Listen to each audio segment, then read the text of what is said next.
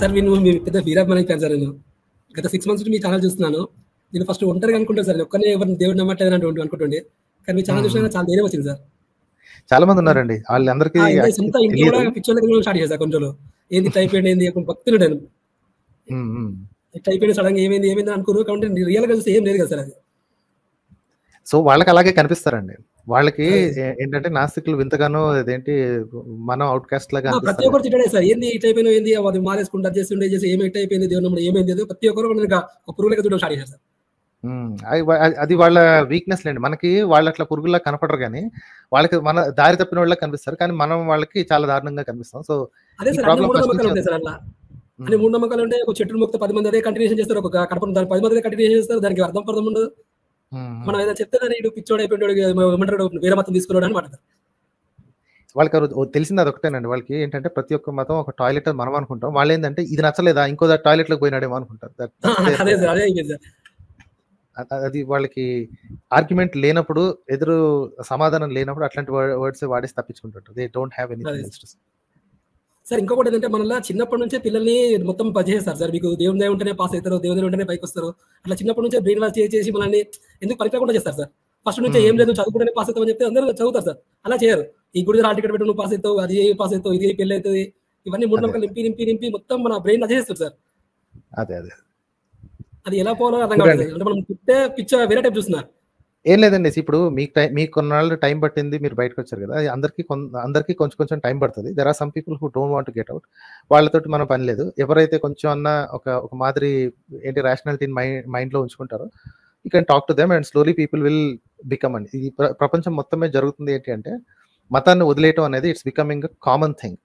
ఇది ఫ్యాషన్ కాదండి. ఫ్యాషన్గా వదిలేయటం అంటే టీనేజ్లో చేస్తుంటారు అనమాట. టీనేజ్లో రెబెల్స్గా ఉంటారు కదా, అది మతాన్ని వదిలేయటం కాదు, అది జస్ట్ ఏంటంటే రెబెల్గా ఉంటారు. అది మతం కాకపోతే ఇంకోటి అథారిటీని క్వశ్చన్ చేయడం అనేది టీనేజ్లో ఉన్న ప్రాపర్టీ. అది దాన్ని పట్టుకుని వీళ్ళు నాస్తికులం అయిపోయామో, మేము కూడా ఒకప్పుడు నాస్తికులుగా ఉండేవాళ్ళం అని చెప్పి కథలు చెప్తారు కదా, that's not what it is. So ఒంటరిగా ఫీల్ అవ్వాల్సిన పని లేదు. Slowly the world will become atheist, or at least the major part of it will become atheist.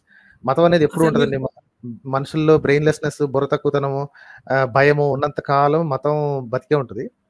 But slowly the world will become lot more rational and lot more ఇది చచ్చే ముందు లేదా ఆరిపోయే ముందు దీపానికి వెలుగు ఎక్కువ కదా.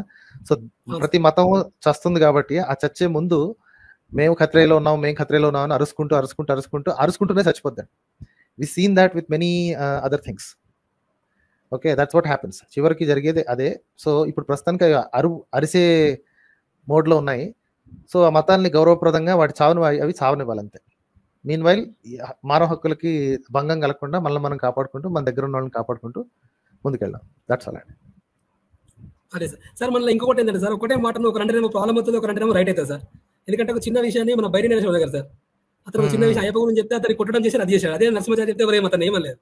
అంటే దీనిలో మాట బట్టి కూడా దాన్ని మన కేటగిరీ బట్టి ఉన్నట్టు సార్ అంతా. అదంతా పాలిటిక్స్ అండి. వాళ్ళకి ఏంటంటే వాళ్ళ పవర్ ని టెస్ట్ చేయడానికి చేసే పని అది. ఓకే, ఇప్పుడు ఇక్కడికి వచ్చేటప్పుడు చూడండి, చాలా మంది మన ఇతను గరికపాటి ఒకసారి రాముడు కూడా మాంసం తినేవాడు, ఏం పర్లేదు, అందరూ తిన్నారు, అన్ని ఉన్నాయి అంటే అతన్ని తిట్టడానికి కూడా వెనకాడ్డు జనాలు. అంటే అతను తెలిసే కదా రాసింది, తెలిసే కదా మాట్లాడింది, తెలియకుండా అయితే మాట్లాడు. సో వీళ్ళకి ఏంటంటే వాళ్ళ పవర్ ఏంటో తెలుసుకోవడానికి, నేను ఎంతవరకు వెళ్తే చట్టం నన్ను ఏం చేయకుండా వదిలేస్తే అని టెస్ట్ చేయడానికి చేసే పనులండి ఇవి. వాళ్ళని కొట్టడం, వీళ్ళని కొట్టడం అని. ఎప్పుడైతే ఒకసారి తిరగబట్టడం మొదలైందంటే దే కెనాట్ టాలరేట్. సో వాళ్ళు ప్రతిసారి టెస్ట్ చేస్తుంటారు అనమాట, ఎంతవరకు చేస్తే మేము చేయగలం. వాళ్ళని కొట్టి వీళ్ళని కొట్టి నోరును మూయించడం కదా, ఇంకో 10 నోళ్ళు ఎక్స్ట్రా వస్తాయండి. ఎప్పుడైనా గుర్తుపెట్టుకోండి, ఎప్పుడైతే ఒక రౌడీ ఉంటాడో ఆ రౌడీ చేత 4-5 దెబ్బలు తిన్న తర్వాత ఒక్కసారిగా వచ్చి మొత్తం రౌడీని అందరు కలిసి కొడతారు. కాబట్టి రౌడీజం చేయకూడదు. రౌడీజం కంటే there is an easier method. Okay, beat them with substance. దెబ్బతీయాలు దలుచుకుంటే సబ్స్టెన్స్తో కొట్టి మాట్లాడాలి. ఓకే, చేత్తో కాదు, కర్రతో కాదు, దాంతో కొట్టడం మొదలు పెడితే వాడికి కూడా ఛాన్స్ ఇచ్చినట్టే. నెక్స్ట్ వాడి చేతిలో పవర్ వచ్చినప్పుడు వాడు కొడతాడు కర్రతోటి, వాడు ఇంకా గట్టి కొడతాడు, ఎందుకంటే ఆల్రెడీ దెబ్బతిన్న బాధ ఉంటుంది కదా, ఇంకా గట్టి కొడతాడు. సో కొట్టుకోవడం అంటే అది ఇంకా ఆటవిక మనస్తత్వం అనమాట. ఇంకా అక్కడే ఉండిపోయాం. చేయాల్సిన పని ఏంటి అంటే ఆర్గ్యుమెంట్ని బెటర్ ఆర్గ్యుమెంట్తో బీట్ చేసి నోరు మూయించేయాలండి. ఇప్పుడు బైర్ నరేష్ ఉన్నాడు, బైర్ నరేష్ చెప్పింది నీకు నచ్చలేదు, okay build a better argument and shut his mouth once and for all, right?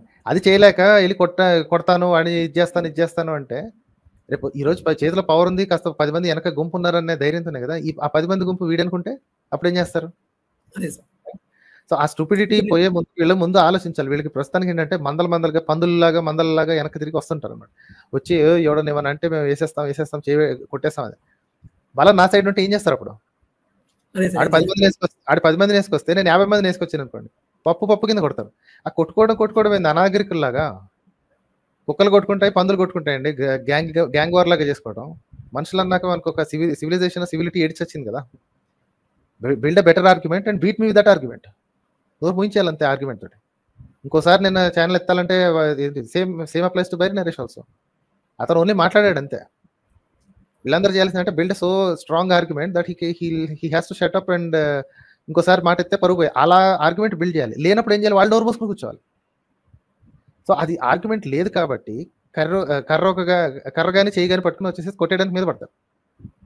ఈరోజు జరిగిపోయింది, రేపు ఎట్లా జరుగుతుంది, ఎల్లుండి ఎట్లా జరుగుతుంది? They have to think about it. These are all called presidents. Sir ఇంకొకటి అంటే వీళ్ళకు ఈక్వాలిటీ నచ్చదు సార్. వీళ్ళకు ఇంకో మన రాజకీయ కంటే కూడా వీళ్ళకు మనస్మృతి బెస్ట్ అనిపిస్తుంది సార్.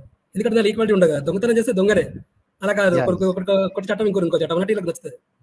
చూద్దాం. అది అలా డిఫెండ్ చేసే వాళ్ళని గ్యాదరింగ్ వాళ్ళందరికీ ఒకసారి I'll invite them. Let's see what they'll do and what they'll talk about. Right, sir. Thanks a lot for joining us. Thank you, sir.